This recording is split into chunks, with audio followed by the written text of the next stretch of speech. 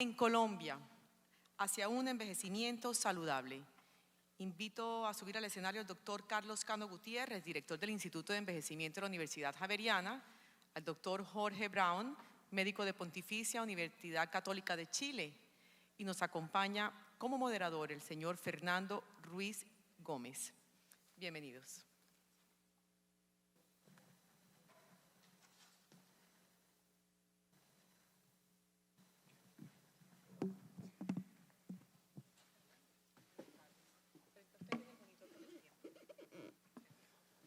Bueno, muy buenas noches.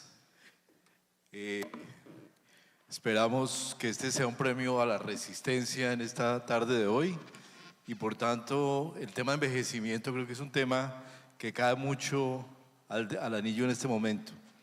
Yo quisiera, vamos a alterar un poquito el orden del día y hacer que el doctor Jorge Brown nos haga su presentación inicialmente.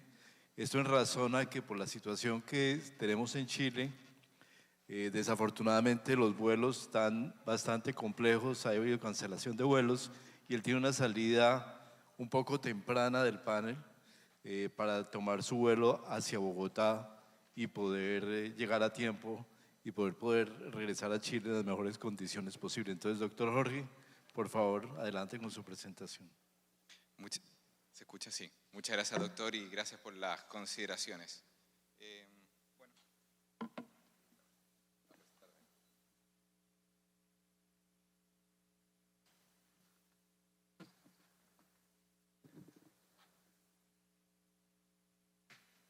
Gracias. Muchas gracias por la invitación. Para mí es un honor estar aquí. Y la idea de presentar hoy día es un poco de hablar de envejecimiento saludable y sistemas y cuidados integrados de salud. Hablamos en las ponencias de la mañana, hablamos de la extensión de la longevidad, la prolongación de la cantidad de años que estamos viviendo, que en países como Colombia y en países como Chile ha sido impresionante en los últimos 50 años. Estamos viviendo más, pero lamentablemente los años ganados, los años que estamos viviendo más, no necesariamente son años saludables. Son años donde vivimos con enfermedad. Y la idea de comprimir la morbilidad, es decir, vivir más años sanos, todavía sigue siendo un gran reto. Y como resultado tenemos que cuando vemos una persona mayor, como es la persona que estamos viendo en la fotografía, a nadie le sorprendería pensar que esta persona tiene 2, 3, 4 o más enfermedades. Puede tener diabetes, hipertensión, depresión. Pero no solamente eso, también puede tener problemas sociales. Y esas necesidades sociales son soledad, una red de apoyo poco articulado, problemas de seguridad alimenticia. Y a esto se le suma problemas geriátricos, problemas de la edad avanzada, que pueden ser caídas y incontinencia, que si bien por sí solas no necesariamente lo van a matar, pero tienen un efecto sobre la calidad de vida muy profundo. Entonces, si miramos a esta persona, es difícil saber claramente cuál es la meta de salud, cuál es nuestra meta como sistema de salud, qué ofrecerle a esta persona. ¿Es ofrecer prevención de la enfermedad? Bueno, perdimos porque ya hay enfermedad, ya está viviendo con enfermedad. ¿Es prevención, cubrir las necesidades sociales? Posiblemente también. Pero ¿existirá una meta común para trabajar? Y esta es una discusión que se ha tomado durante décadas y se hace explícita en el último reporte del envejecimiento de la OMS del año 2015, en donde se expresa que el envejecimiento saludable es esta meta. ¿Y qué es el envejecimiento saludable? Es el proceso de mantener la capacidad funcional que permite el bienestar en la vejez. No es no morirse, no es no tener ninguna enfermedad, es mantenerse funcional para hacer las cosas que nosotros queremos. Y esas cosas que nosotros queremos y mantenerse funcional puede ser seguir trabajando, puede seguir mantenerse en contacto con los amigos o venir a un foro como este. Y es importante destacar que esta capacidad funcional de la que hablamos tiene dos componentes. Uno es la capacidad intrínseca mía, las capacidades de ver, escuchar, movilizarme, la cognición, que interactúan con un ambiente. Por ejemplo, una persona que quisiera venir a esta misma ponencia puede tener problemas de movilidad o puede tener problemas de escuchar o oír, pero si tenemos un ambiente amigable, un lugar que tenga rampas de acceso, barandas, tenga un lugar que se escuche bien el audio, las pérdidas de capacidades se suplementan, por así decirlo, manteniendo la funcionalidad de esa persona. Pero como sector salud nos vamos a enfocar en la capacidad intrínseca. ¿Y por qué enfocarnos en la capacidad intrínseca? Porque afecta la calidad de la vida tremendamente y hay cosas que hacer en las distintas etapas de la vida. En una etapa inicial, donde la capacidad es alta y estable, podemos prevenir enfermedades y podemos prevenir las consecuencias de la enfermedad. Por ejemplo, si hablamos de diabetes, que es tremendamente frecuente, sabemos que la diabetes genera retinopatía, problemas visuales, sabemos que genera neuropatía y problemas de balance, pero si controlamos metabólicamente bien la enfermedad, prevenimos esas pérdidas de capacidades. En una persona que ya hay deterioros de capacidades, bueno, podemos pesquisar las pérdidas de capacidades, podemos hacerle screening y tamizaje para ver cómo está la huella visual y pasarle lentes. Y en una persona que ya tenga una pérdida significativa de capacidad, como por ejemplo la persona con demencia, también hay mucho que hacer. Una persona con demencia, si se rehabilita la parte motora, la parte locomotora, puede mantener las actividades del día a día y más aún si adecuamos el ambiente y le permitimos vivir donde vive normalmente. Ahora, ¿cuáles son los grandes pilares del tratamiento o de los servicios para enfocarse en capacidad intrínseca? Principalmente dos: cuidados integrados y centrados en el paciente. ¿Y por qué estas dos características? ¿Por qué es importante? Porque cuando nos centramos en la enfermedad, generamos fragmentación del cuidado. Yo creo que aquí, en todo este escenario, todos conocemos el caso de una persona que va al cardiólogo, al diabetólogo, al broncopulmonar, todos dan 2, 3 indicaciones, y a medida que pasan los años, vamos sumando más medicamentos, más especialistas, y muchas veces esos medicamentos y especialistas dirigidos a una enfermedad tienen interacción entre sí, tienen efecto adverso y no necesariamente más es mejor para esa persona. Hay duplicación, hay efecto adverso de medicamentos y costos que se pudieran ahorrar. Ahora, no quiero decir que abordar la enfermedad no sea importante. Ir al cardiólogo para una persona postinfartado es relevante, pero muchas veces este enfrentamiento de solamente enfermedades tiende a pasar por alto las pérdidas de capacidades físicas y mentales de una persona, que son lo más importante para mantener su funcionalidad y para mantenerse haciendo las cosas que él o ella quiera.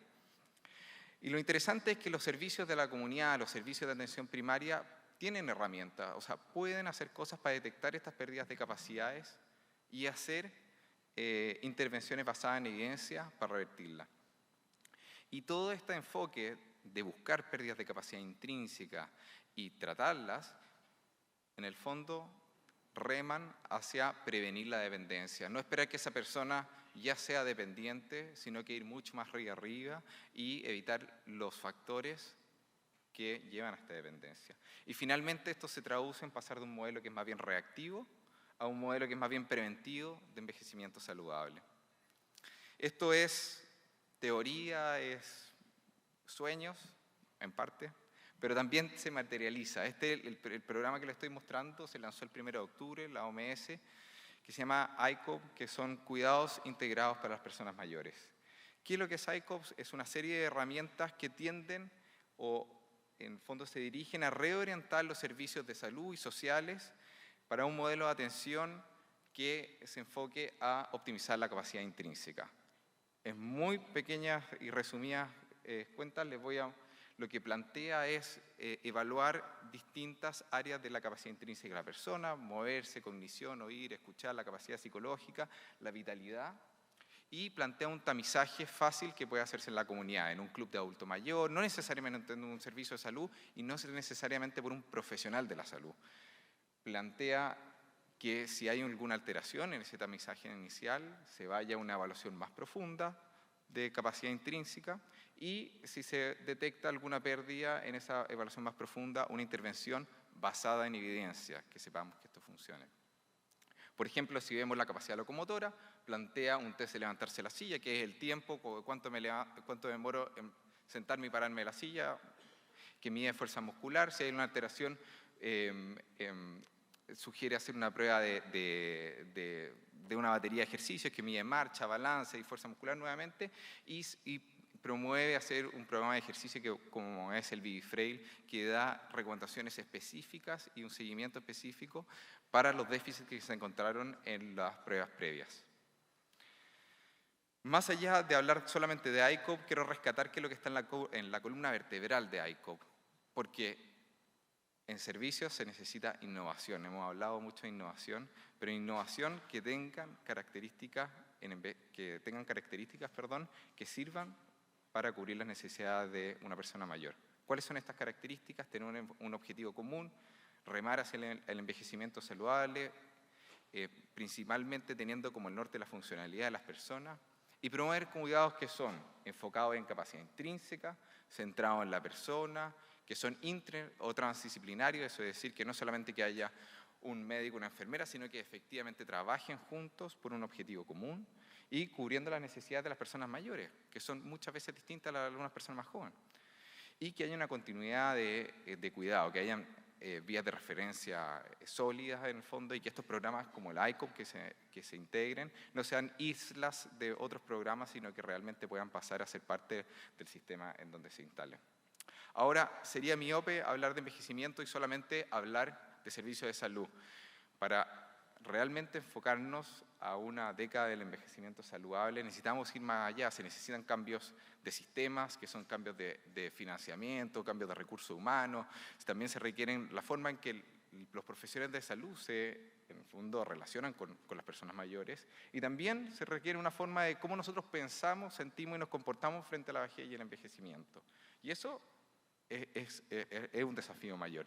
Solamente les quiero mostrar este ejemplo, que es una fundación que creamos hace 3 años, donde hay filósofos, hay una escritora, bioeticista, abogados, un grupo de gente bien heterogéneo, que tiene como por objetivo naturalizar las conversaciones de la muerte en la vida, y no solamente desde el punto de vista de salud, sino como desde la sociedad civil, perdón. Y esto es un ejemplo solamente de cómo temas como cómo me quiero morir, dónde me quiero morir, qué es importante culturalmente en los últimos momentos de la vida, que son importantes plantearlos en la sociedad y no solamente desde el punto de vista de salud. Y puede ser que conversando cambiemos nuestras perspectivas, que no solamente puede ser negativo, sino que se pueden rescatar aspectos positivos de esto.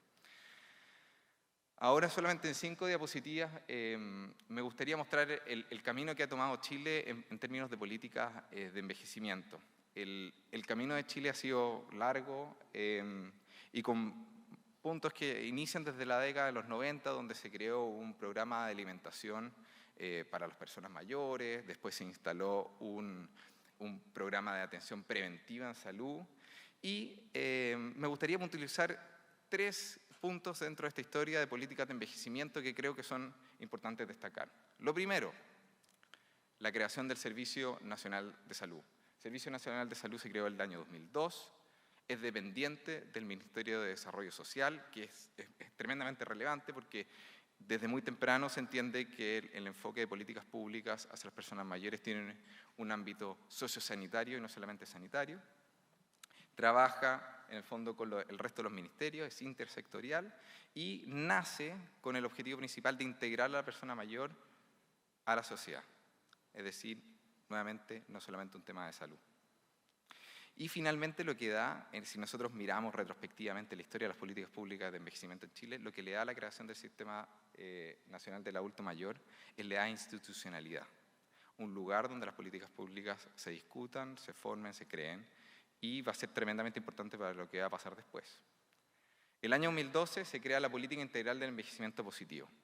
Yo sé que he hablado de envejecimiento saludable, envejecimiento positivo. El envejecimiento positivo busca crear un futuro deseable para las personas mayores donde se cumplan 3 objetivos: proteger la salud funcional de las personas mayores, mejorar su integración y participación en distintos ámbitos de la sociedad, incrementar el bienestar subjetivo de las personas mayores.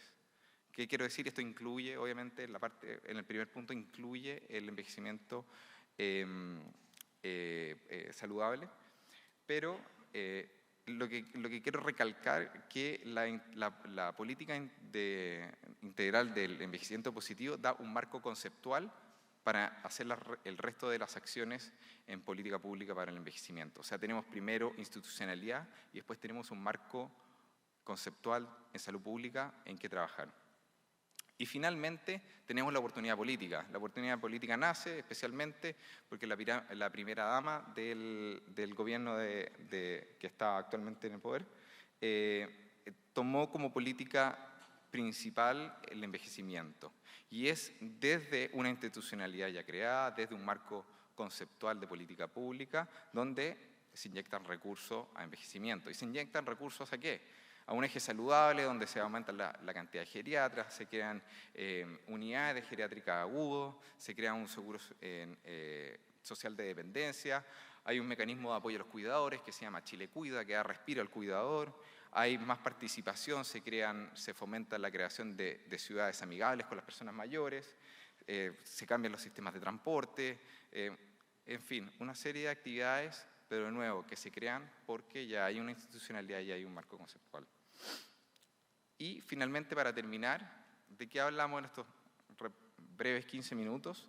Hablamos de que las múltiples y heterogéneas necesidades en salud y sociales de las personas mayores pueden abordarse bajo una meta común, y esa meta común es el envejecimiento saludable.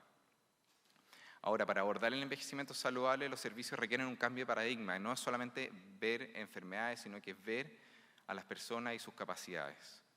El ICOP que les mostré, planteado por la mesa y recientemente lanzado ahora en octubre, es una herramienta, solamente una herramienta que permite reorientar la atención de salud y social para la optimización de capacidad intrínseca. Es decir, esto es importante y se pueden hacer cosas. Y el ejemplo de Chile es un ejemplo que muestra que la ventana de oportunidad política para hacer cambios y inyectar recursos en envejecimiento se ha construido con una institucionalidad previa y con un marco conceptual en salud pública. Eso es, muchas gracias.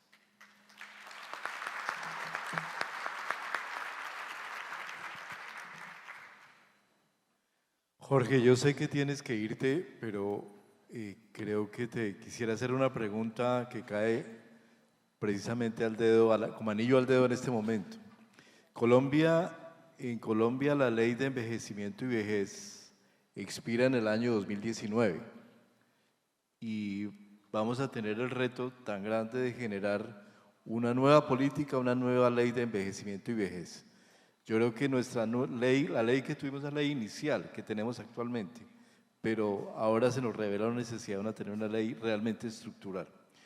Y uno de los temas que son claves en salud es que enfocamos el envejecimiento desde una visión de salud pública, pero claramente es un problema interdisciplinario e intersectorial. Los diferentes sectores deben entrar. ¿Cómo han solucionado o han trabajado en Chile ese problema? ¿Cómo vincular a la otra institucionalidad que no es salud dentro de una política coordinada hacia el envejecimiento? Le agradezco la pregunta porque yo creo que es una pregunta tremendamente importante. ¿Desde dónde enfocamos el tema de envejecimiento? ¿Es un tema solamente de salud? ¿Es un tema social? ¿Es un tema más que atañe al Ministerio de Trabajo, al Ministerio de Economía? Lo que se hizo y lo que mostré un poquito en Chile, y no es necesariamente lo correcto, pero es el ejemplo que mostré, es que la creación de SENAMA, el Servicio Nacional del Adulto Mayor, bajo el alero del Ministerio Social, en el fondo, le da una visión desde un principio sociosanitaria. Y dice, esto no es solamente salud, y esto hay que trabajarlo con el resto de los ministerios. Entonces, hoy día, obviamente, el Ministerio de Salud, el MinSal en Chile, tiene mucho que decir en envejecimiento, pero no es necesariamente el que lidera esa conversación. Muchas de las políticas públicas nacen de SENAMA, y SENAMA, en el caso del marco conceptual de envejecimiento positivo, coordinó una mesa técnica con los distintos ministerios, creó una mesa técnica en la Cámara de Diputados, y es en esa intersectorialidad donde se crea el marco conjunto para seguir trabajando en adelante. ¿Tiene presupuesto propio? ¿Perdón? ¿Tiene su propio presupuesto o es una comisión? Es presupuesto independiente. Ok. Muchas gracias. Yo creo que tienes el tiempo justo para llegar al aeropuerto, sí. Así que muchas gracias. Y lamento profundamente esto, la verdad es que me da mucha pena, pero tengo que hacerlo.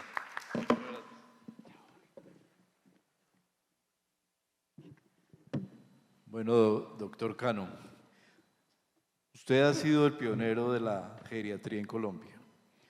Ha hecho un gran esfuerzo y nos han enseñado a muchos el camino de cómo abordar los temas de envejecimiento y vejez. Claramente es un tema que no es solamente médico y tiene una base social importantísima, pero quisiéramos ahora escuchar su presentación.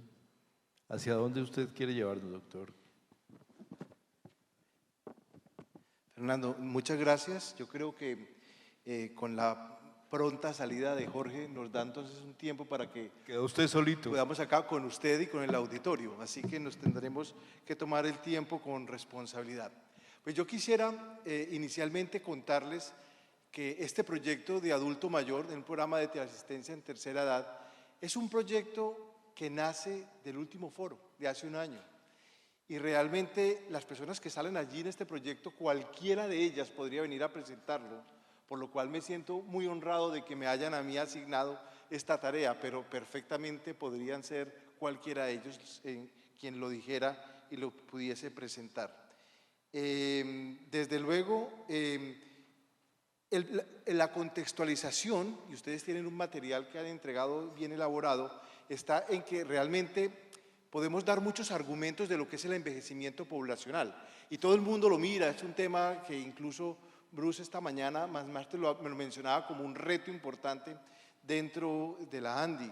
Sin embargo, pues toda esta situación conlleva unas realidades políticas que no sabemos en qué momento tengan la responsabilidad de tomar y decir, yo me voy a encargar desde luego de afrontar el envejecimiento con una responsabilidad de un programa, y les muestro en 30 segundos estos informes de las Naciones Unidas. Para el 2100, digamos, los países van a cambiar y unos van a tener más población, otros menos, unos más viejos. Colombia, en estas estadísticas que inicialmente hablaban de 50 millones, sabemos que somos 48 millones, como lo veíamos en la otra diapositiva, pero las Naciones Unidas tenía este cálculo de los censos anteriores, pero vamos a decrecer. Colombia va a disminuir en 100 años, en 80 años más, vamos a disminuir en 5 millones de habitantes, en un 11%. Y eso no pasaría desapercibido si no vemos que en Colombia realmente en esta estadística de ese año podremos tener 4 de cada 10 personas serán mayores de 60 años. El fenotipo social va a cambiar. Desde luego el fenotipo de ustedes, que veo aquí mucha gente joven, van a ser gente más mayor. Y yo quisiera que en esa diapositiva ustedes se ubicaran en qué año van a tener 60 años. Porque en ese momento ustedes van a ser parte de esa discusión. Ustedes pueden proyectarlo en la diapositiva y podrán mirar en qué momento del 2030, 2040, 2050 van a tener 60 años y más y entrarán a formar parte de estas estadísticas.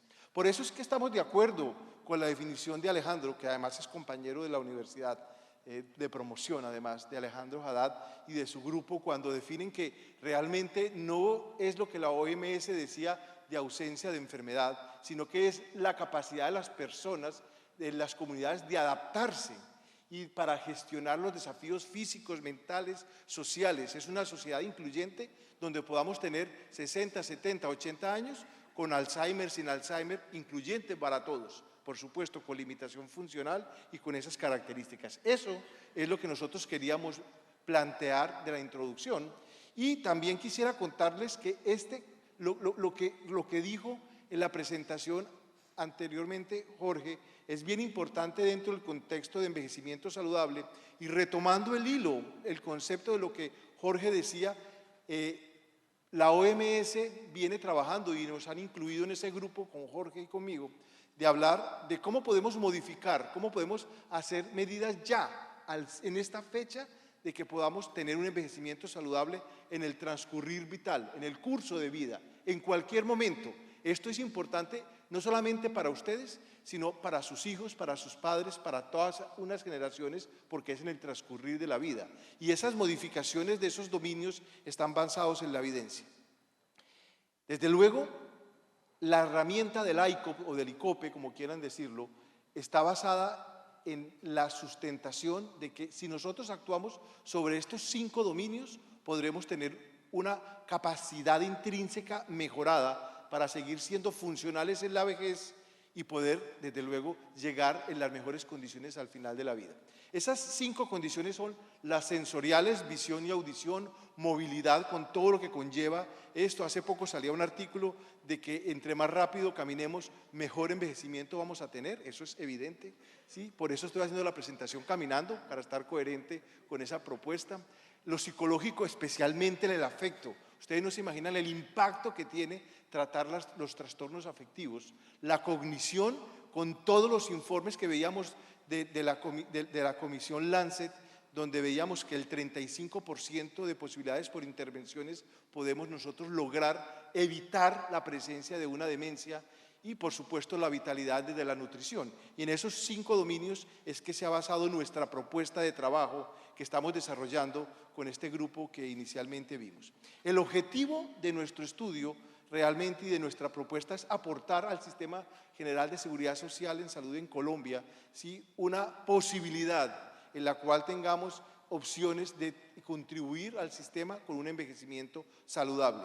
Es diseñar, probar, ajustar y seguir un modelo de teleasistencia centrado en la persona, es decir, que un análisis individual de lo que ellos necesitan, y que mediante la gestión de casos contribuya a mantener la autonomía de esos adultos mayores que viven solos en Bogotá. Esto es un modelo, es inicialmente un piloto, y hemos seleccionado un grupo de 100 personas mayores de 80 años, funcionalmente bien, de compensar como EPS, que ha tenido una gran contribución y se ha metido dentro, en una forma activa dentro de este proyecto, para que ellos puedan seguir viviendo solos. Ya lo miraremos adelante, es un grupo muy importante, y que los actores, digamos, desde diferentes centros, de diferentes escenarios, confluimos a apoyar desde la ANDI y de diferentes gestores del sector privado y público, para poder dar esta posibilidad de un modelo de envejecimiento saludable en nuestro país. Desde luego la metodología es una metodología que la hemos diseñado y discutido con grupos de expertos, en lo cual antes miraremos un antes y un después de cómo estas personas, independiente de lo que les pueda ocurrir en 3 años de seguimiento, puedan seguir viviendo solos por un programa de apoyo en el sector, obviamente, de salud, y por supuesto en el sector social, que es el que esperamos que ellos, digamos, puedan retribuir dentro de su proceso normal de envejecimiento en una población de 80 y más años. Esto parte de un estudio previo que hicimos en Bogotá, donde el 12.6% de la población vive sola en los adultos mayores. Esa cifra ha aumentado, actualmente es por encima del 14%, y esto es una situación que se encuentra frecuente en las grandes ciudades. E hicimos un seguimiento longitudinal, inicialmente de estas personas, donde veíamos, después de 5 años, se hizo inicialmente en el 2012 y luego en el 2017, cómo estas personas podían perder esa capacidad de vivir solos, no por problemas, digamos, de limitación física, como muchas veces a priori podríamos decir, sino básicamente por situaciones de discapacidad auditiva y por supuesto trastornos de afecto que llevaban a estas personas a abandonar ese reto de seguir viviendo solo y terminar en otros sitios, como podrían ser instituciones de cuidado a largo plazo, o incluso con su propia familia, o en otro tipo de situaciones. Hemos tomado como modelo la teleasistencia, y bien, es bienvenida la normatización en la ley de teleasistencia, pero no la hemos tomado desde el modelo de la discapacidad, sino del modelo del soporte social y comunitario en estas personas.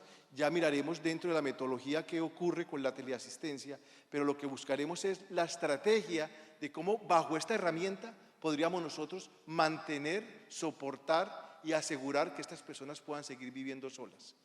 Y eso es parte del estudio como tal, y como tal lo haremos. Ustedes miran aquí las fases que tenemos del estudio. Una primera fase donde es seleccionar, contar y caracterizar esta población. Eso ya lo estamos realizando. Una segunda fase donde nosotros vamos a hacer la valoración de estas personas en sus características, de cómo son, y estamos en ello seleccionando la muestra para poder ir a sus domicilios y mirar cómo se encuentran en su entorno. Finalmente, en una tercera fase, estaremos mirando los componentes y los servicios que ellos requieren, por lo cual es una investigación dinámica en lo cual podremos encontrar, porque no sabemos en este momento cuáles son las necesidades reales de ese grupo, pero la investigación y esos pasos nos van a llevar a poder identificarlo.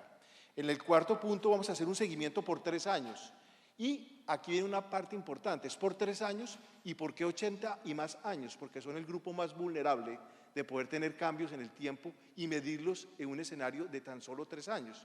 Lo que podría ocurrir, por ejemplo, en población de 60 y más años, podríamos tardar 5 o 6 o 10 años en su observación.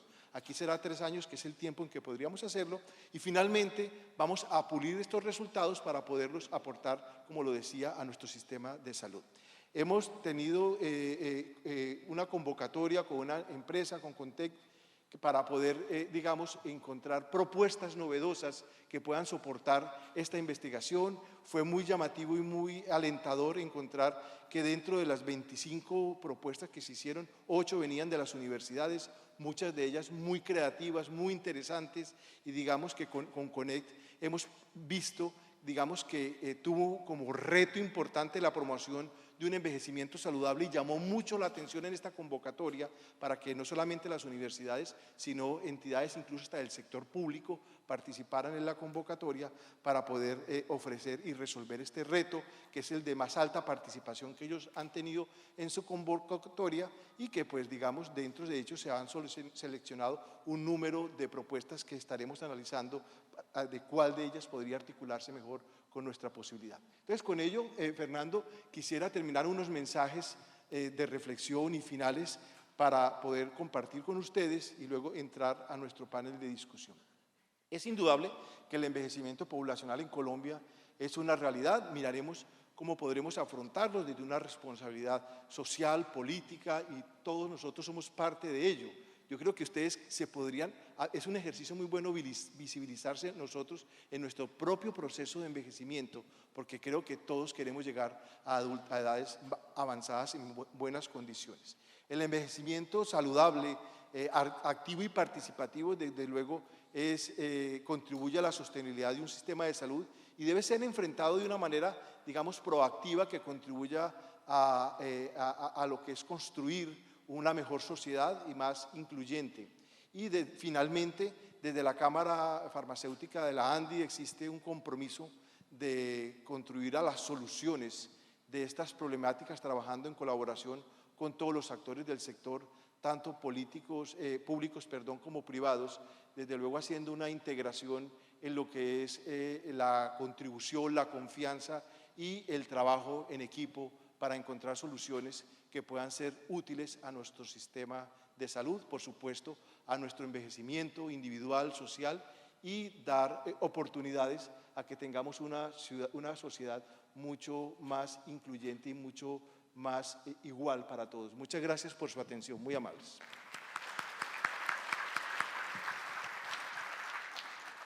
Carlos, muchas gracias por la presentación. Y es realmente notable que desde la ANDI, desde la Cámara de Industria Farmacéutica, se esté impulsando esta iniciativa. Yo creo que es realmente notable y yo creo que es mostrará caminos para el país. Pero el problema es muy grande. Nosotros tenemos en este momento 3.5 millones de personas mayores de 65 años. De esos 3,5 millones, solamente el 30% tiene un horizonte de obtener una pensión de jubilación en el inmediato futuro. De entrada tenemos en condiciones de desventaja socioeconómica el 70%, prácticamente 2.5 millones de personas. Cuando uno mira las curvas de envejecimiento del país, la tasa de crecimiento poblacional de Colombia es el 2.1%. La tasa de crecimiento en población de la población mayor de 65 años está en el 3.9%.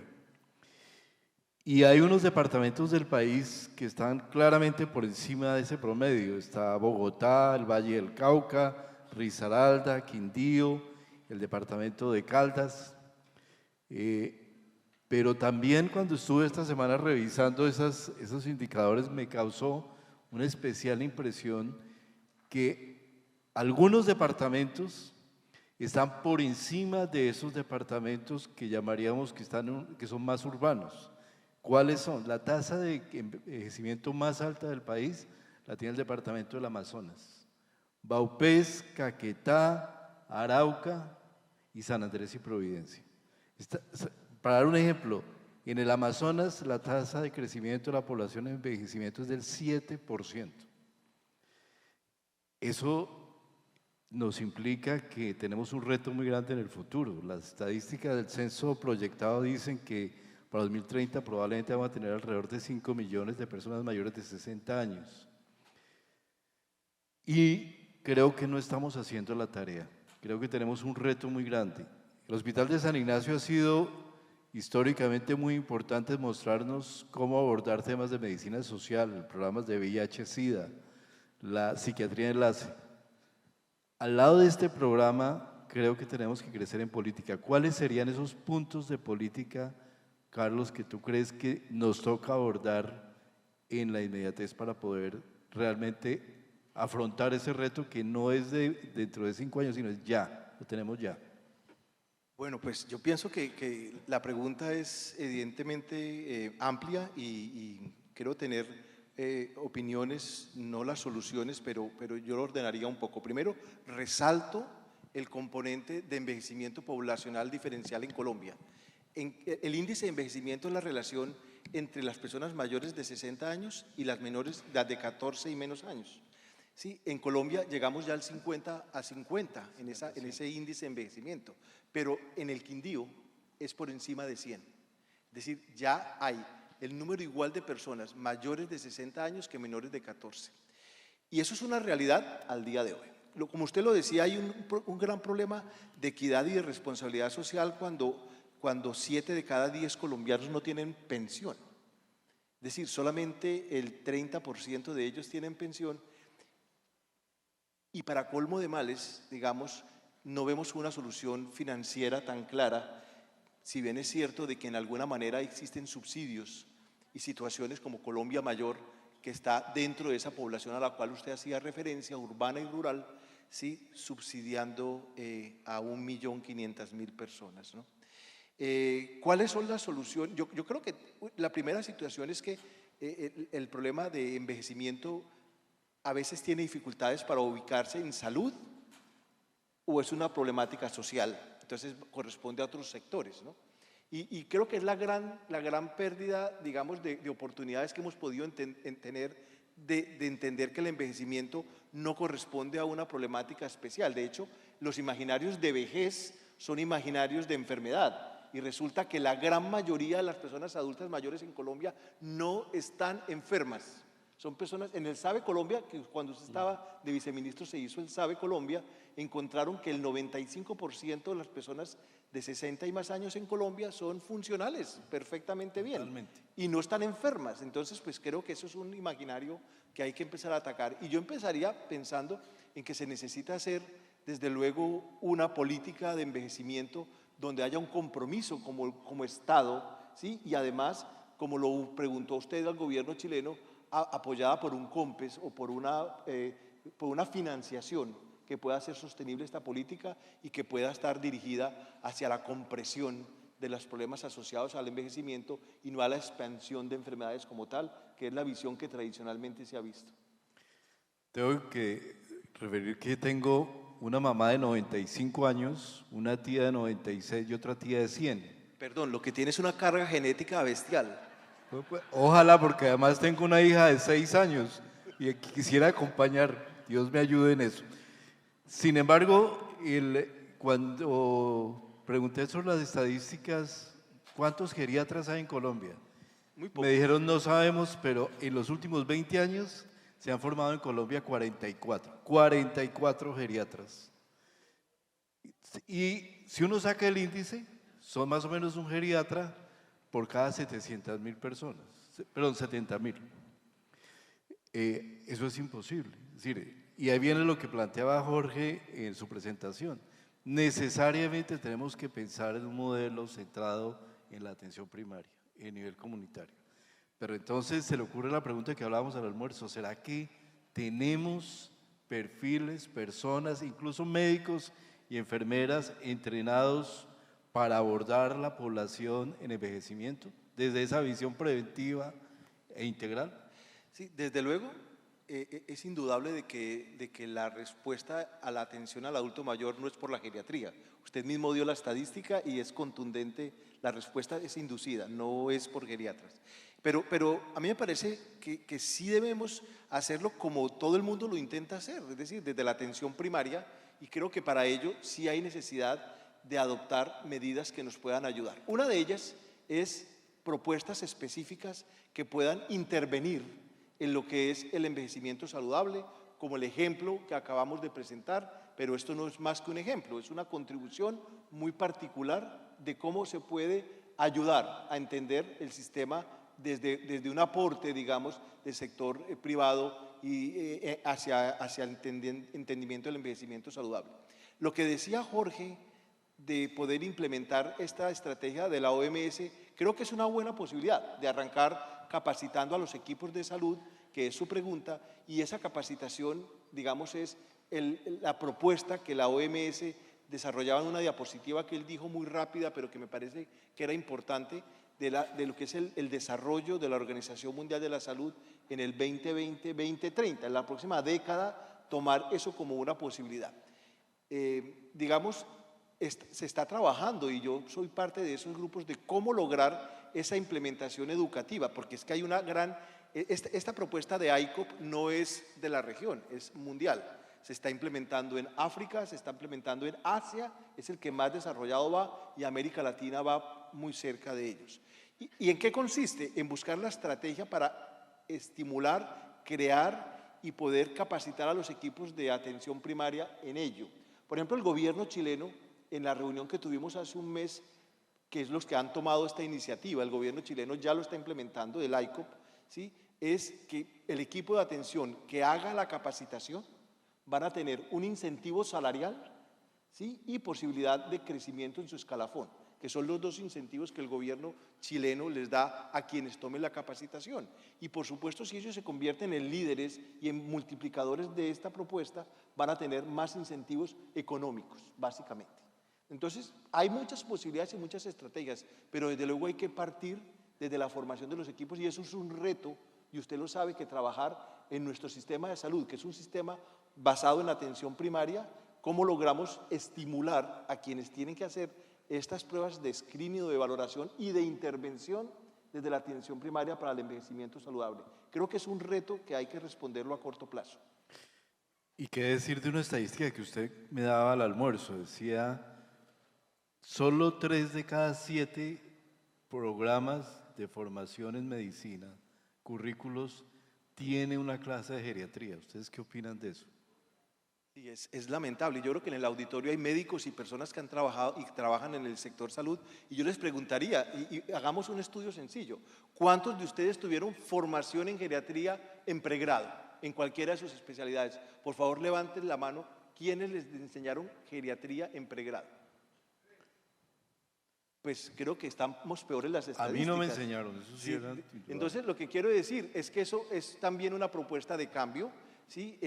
Nosotros, por lo menos, donde yo puedo tener injerencias en la Universidad Javeriana, donde en pregrado están recibiendo 150 horas, que son 7 créditos y medio actualmente. Ha sido un trabajo de muchos años, pero además tenemos actualmente en el hospital 15 geriatras, es decir, estamos, doctor Castellanos, casi teniendo el 30% de los geriatras del país, ¿no? Eso es una estadística importante, pero creo que somos eficientes en nuestra parte. Es decir, desde luego la geriatría también tiene estas funciones importantes con sus 4 competencias, que son educación, asistencia, gestión e investigación. Creo que necesitamos más geriatras gestores que nos puedan ayudar a hacer un crecimiento, especialmente en educación y en el impacto, obviamente, en el sistema de salud, y por supuesto dentro de la nueva propuesta de Maite también creo que estamos trabajando en propuestas de investigación que demuestren cómo instrumentos como estos pueden ser adaptados a las regiones y tener un impacto positivo en el envejecimiento saludable. Y viene el reto de la institucionalidad. Claramente, desde el sector salud y desde la institucionalidad propia de salud, es prácticamente imposible abordar desde un contexto social una política completa de envejecimiento. ¿Quién la debe hacer? ¿Cómo se debe hacer? Es indudablemente un reto. Alguien me comentaba por ahí, y lo repito sin mayor rubor, nuestro Instituto Colombiano de Bienestar Familiar debería llamarse Instituto Colombiano de Bienestar de la Infancia. Y eso está bien, ha sido el énfasis que le hemos dado a la política en los años pasados, indudablemente hemos avanzado muchísimo en eso, pero no se ve claramente quién debe abordar la política de envejecimiento, qué institucionalidad y cómo abordar. Y la verdad es que cuando uno piensa, después decimos, no, lo más fácil es que sea una comisión intersectorial. Todos sabemos que las comisiones intersectoriales finalmente no trabajan, no funcionan si no tienen una institucionalidad fuerte detrás de ellas. Así que, ¿cuál debería ser esa propuesta? ¿Cómo, a nivel micro y a nivel local, cómo debiera ser? Claro, lo que pasa es que, digamos, usted tiene razón, hablar de comisiones intersectoriales es complejo, porque creo que tienden al fracaso, los protagonistas son transitorios, desaparecen, es decir, esa es una situación muy complicada, aunque sabemos y tengo que reconocer y debemos reconocer que también los sectores individuales hacen su función y tienen su importancia, ¿no? Entonces, pues juzgados de familia, por ejemplo, en maltrato y muchas otras áreas, tienen defensoría, hay cosas importantes. Pero falta una conexión y yo diría, porque el tiempo se nos acaba, de que es más la parte de poder conectarlo. Yo no tengo la respuesta, pero así como existe un Ministerio del Deporte nuevo que no sé qué futuro pueda tener ese ministerio, pues yo pienso que crear una entidad que confluya todos estos elementos, pero con unos recursos propios, ni siquiera llamándolo un ministerio, porque no es un ministerio, es una entidad gubernamental de la vejez, pueda confluir sector salud, sector social u otros sectores que bajo un presupuesto puedan funcionar, pero desde luego se necesita una voluntad política de quienes hacen realmente la toma de decisiones en nuestros países y pues creo que la presión del envejecimiento poblacional en algún momento dará resultados como lo que ocurre en Francia, lo que ocurre en el Reino Unido, que son entidades gubernamentales independientes que confluyen con diferentes sectores bajo una financiación o un presupuesto. Excelente planteamiento. Yo creo que tenemos que abordar por ahí. La nueva ley de envejecimiento de vejez o lo que siga detrás como política debe ser una gran oportunidad para abordar de una manera estructural, diferencial el tema. Y yo creo que el camino está muy preparado. De alguna manera, lo que hemos visto en la tarde de hoy en los diferentes paneles nos da un poco de esperanza de que vamos avanzando hacia allá. Hemos hablado de autocuidado, hemos hablado de diferentes temas que tienen que ver con la integralidad de la atención y con las divisiones que nos dio el doctor Haddad. Indudablemente podemos ir cerrando esto hacia una nueva visión donde el envejecimiento activo, el envejecimiento saludable sea parte fundamental de la política. Muchas gracias, doctor Caro, y muchas gracias a ustedes por la persistencia para nuestro paro. Muchísimas gracias por su asistencia. A ustedes quiero invitarlos a pasar inmediatamente al evento social que la organización tiene para todos ustedes. Se llevará a cabo en la explanada San Francisco, que es por donde ingresaron esta mañana. Mañana, hacia las 10:30 de la mañana, se llevará a cabo el panel Salud basada en el valor. Recuerden que ese panel se iba a presentar en la tarde de hoy, pero lo pospusimos para poder cumplir a cabalidad la agenda. Así que mañana vamos a dar inicio a nuestra agenda académica a las 8 de la mañana en punto. Entonces, solo me resta desearles una feliz noche, que disfruten su evento social, no olviden llevar con ustedes sus objetos personales y que tengan una feliz noche.